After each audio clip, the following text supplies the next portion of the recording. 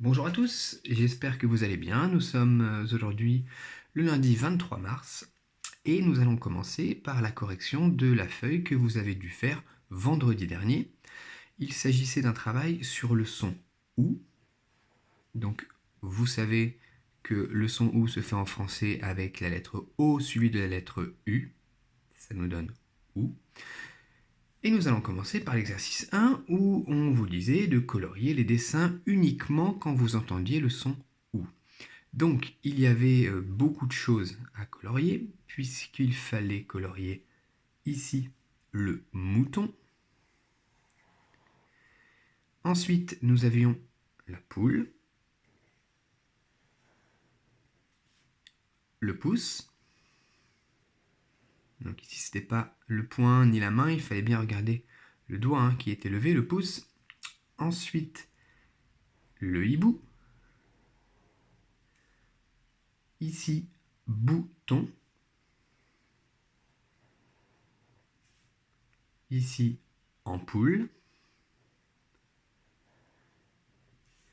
Et enfin nous avions un tambour. Tambour. Donc il y avait simplement 3 mots qu'il ne fallait pas entourer. Il s'agissait de 3 et poire, où on entendait le son oie, 3 poires, et tortue. Ensuite, dans l'exercice 2, vous aviez ici 8 mots dans lesquels il y avait le son OU, et il fallait colorier là où les syllabes où vous entendiez ce son OU. On commençait avec une douche, douche, première syllabe. Ensuite, on avait une bougie, bougie, première syllabe. Ici, un moulin. Vous savez que le moulin, il tourne avec l'aide du vent. Moulin. Un poussin, poussin, toujours première syllabe. Ensuite, ici, une souris, souris. Un bouquet, bouquet. Ici, sourire. Et enfin, on avait une mouche. Une mouche.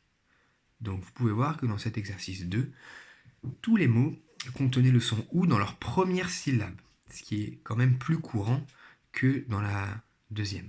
Donc, première syllabe pour tous les mots. Dans l'exercice 3, il vous fallait reconstruire le mot en coloriant les bonnes syllabes.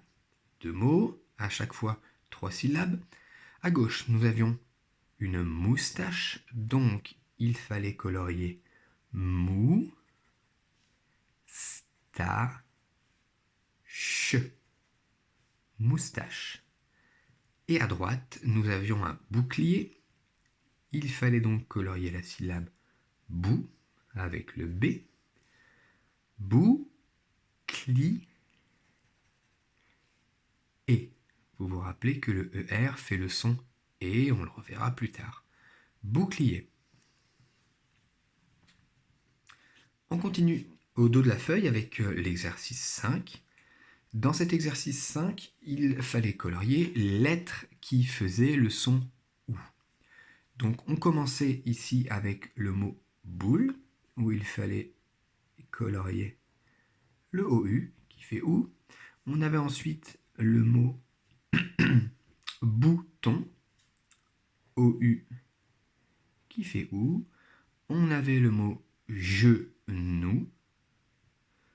Donc vous voyez que dans ce mot genou, ici dans la première syllabe, le G fait le son J et pas G. On le verra plus tard dans l'année. Ensuite, nous avions mouton. Le son OU est ici, donc ça ressemble beaucoup au mot bouton. Mouton, il y a juste la première lettre du mot qui change. Ensuite, nous avions sou, OU, un sou. Ensuite, bouger, OU était ici. On continue avec le mot blouse. Blouse. Le OU est ici. Le mot cou, une syllabe. OU à la fin. Le mot bout, avec un T muet, un bout de quelque chose, un bout de pain par exemple. OU ici. Et enfin, nous avions le mot tour, où il fallait colorier OU ici. Dans l'exercice 6, vous deviez recopier les mots uniquement quand vous entendiez le son OU. Donc il y avait 4 mots avec 4 images associées et il fallait bien regarder ces mots pour chercher le OU qui fait OU. On pouvait voir ce OU dans le mot souris, le premier mot, donc on peut colorier le OU et on écrit souris dessous. Assez facile à écrire puisque toutes les lettres font un seul étage.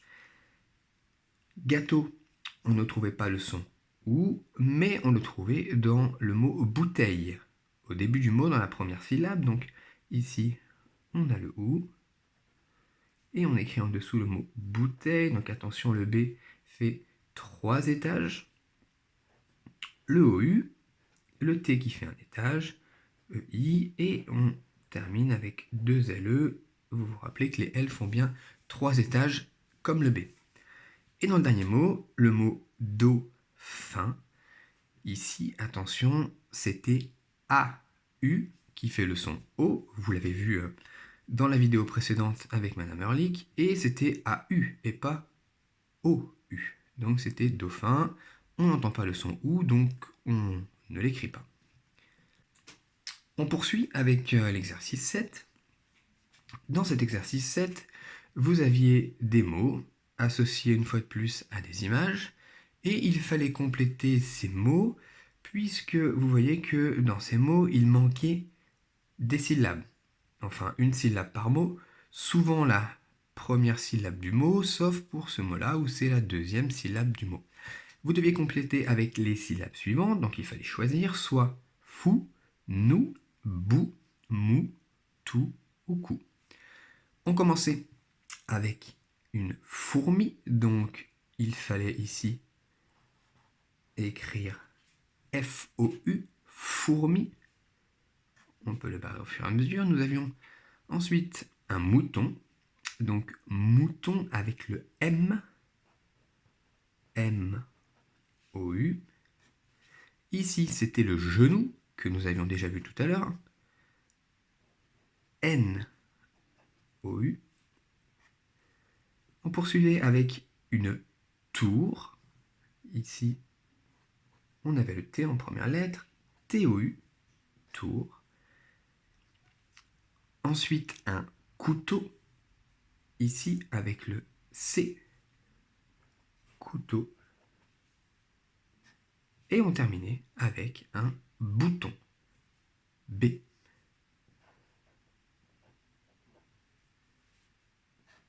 Et c'était terminé. Et pour finir ce travail, vous deviez faire l'exercice 8, où il s'agissait de compléter les mots avec la syllabe manquante, mais cette fois-ci, on ne vous proposait pas la syllabe, c'était à vous de la trouver. On commençait avec ici le mot tambour, donc on avait bien la première syllabe, T-A-M, et il fallait rajouter le B-O-U qui fait bourre. Le R, on l'avait déjà.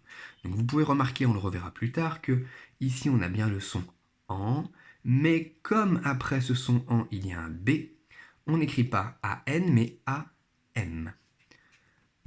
Le deuxième mot était le mot hibou, donc en fait c'était exactement la même syllabe que l'on tambour, tambour, hibou.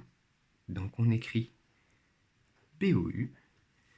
Et on terminait avec le mot douche, donc il faut faire attention, ici on avait la syllabe bou, bou, et là c'était le D qu'il fallait écrire en premier puisque c'est une douche. Et on avait terminé.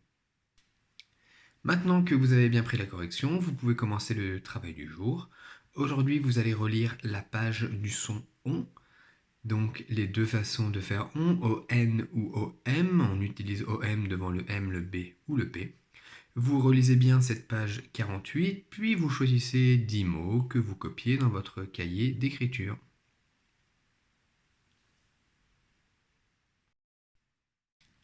On enchaîne ensuite avec la présentation du travail en mathématiques. Pour aujourd'hui, travail que vous faites dans votre cahier de brouillon, ou si vraiment vous avez la chance d'avoir une imprimante et des feuilles à la maison, vous pouvez imprimer le document, mais dans le cahier de brouillon, ça ira très bien. Nous commençons avec l'activité ritualisée. On vous donne comme consigne, décompose les nombres comme dans l'exemple ci-dessous. L'exemple se fait avec le nombre 25. On nous indique que 25 égale 20 plus 5. Donc, à gauche, il faudra décomposer de la manière suivante. On a le nombre, on a ensuite le nom de la famille, donc la famille des 20, ce qu'on peut appeler le chef de famille également, et à côté, le nombre d'unités. Donc pour 25, c'est 20 plus 5. À droite, nous avons l'exemple toujours avec le nombre 25. Il s'agit cette fois-ci de décomposer en dizaines et unités. Donc pour 25, nous avons 2 dizaines qui font 20, hein, plus 5 unités. On vous demande donc de faire la même chose avec les nombres suivants, le nombre 37 et le nombre 53, en mettant bien à chaque fois le nom de la famille ou le chef de famille plus les unités et le nombre de dizaines plus le nombre d'unités. Ensuite, nous vous demandons d'écrire en lettres les 4 nombres suivants, 2, 3, 7, 10. Vous pouvez pour cela vous aider de votre cahier rouge avec les leçons de mathématiques, puisqu'il y a une leçon dans laquelle on expliquait, enfin plutôt on vous montrait comment écrire les nombres en lettres. On enchaîne ensuite avec le calcul mental. Le calcul mental, en fait, c'est quelque chose que vous connaissez bien puisqu'il s'agit ici d'un chronomètre. Vous avez 20 calculs à réaliser. Donc on vous donne la consigne suivante. Demande à ton papa, maman, ton frère ou ta sœur de chronométrer 3 minutes. Et c'est parti. Ça veut dire que vous savez qu'ici vous avez un temps qui vous est donné, vous avez 3 minutes pour essayer de réussir à faire ces 20 calculs. Ici, je vous conseille donc, dans un premier temps, de préparer sur votre cahier de brouillon le numéro de tous les calculs. C'est-à-dire que vous préparez votre travail de la manière suivante, etc. Vous allez jusqu'à 20 pour être prêt ensuite à noter simplement le résultat de chaque calcul, puisqu'en 3 minutes, vous n'aurez pas le temps de faire à la fois, enfin de recopier à la fois le calcul et le résultat. On continue avec l'exercice 3, il s'agit d'une résolution de problème à l'aide d'un dessin ou un schéma, puis d'un calcul, résout le problème suivant. Le problème, il est écrit là, vous pouvez essayer de le lire à la maison, il y a beaucoup de sons que l'on a étudiés, donc vous êtes pratiquement capable de lire tout seul le problème. Je vais quand même vous le lire 2 fois pour que vous l'ayez bien en tête. Lisa a 10 jetons dans son enveloppe. Elle en perd 3. Combien Lisa a-t-elle de jetons maintenant? Donc, Lisa a 10 jetons dans son enveloppe, elle en perd 3. Combien Lisa a-t-elle de jetons maintenant? Pour répondre à ce problème, vous savez comment ça marche. 3 étapes, comme à chaque fois. Première étape, un dessin ou un schéma. Donc, il faut que vous dessiniez ce qui nous permette de comprendre la situation. Donc, c'est une histoire de jetons dans une enveloppe et il y a des jetons que Lisa perd. Ensuite, deuxième étape, vous devez ici effectuer un calcul. Donc, à partir de votre dessin ou votre schéma, vous devez effectuer le calcul qui correspond. Et enfin, phrase-réponse dans un troisième temps, ici. Maintenant, Lisa a, à vous d'indiquer la réponse, jeton.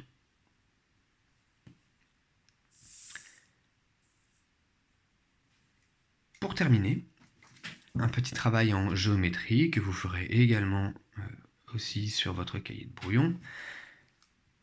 Sans te servir de la règle, dessine dans le cadre. On vous demande de dessiner 3 choses. Dans un premier temps, un triangle, donc sans vous servir de la règle, vous le faites directement avec votre crayon de papier, un triangle, puis à gauche du triangle, dessine un cercle, et enfin, dessine un carré à l'intérieur du cercle. Voilà, c'est terminé pour aujourd'hui. Bon courage pour le travail. Pensez également à vous connecter sur l'Alio pour avancer et à essayer les jeux de mathématiques que l'on vous a envoyés par mail. Prenez soin de vous et à très bientôt pour de nouvelles vidéos.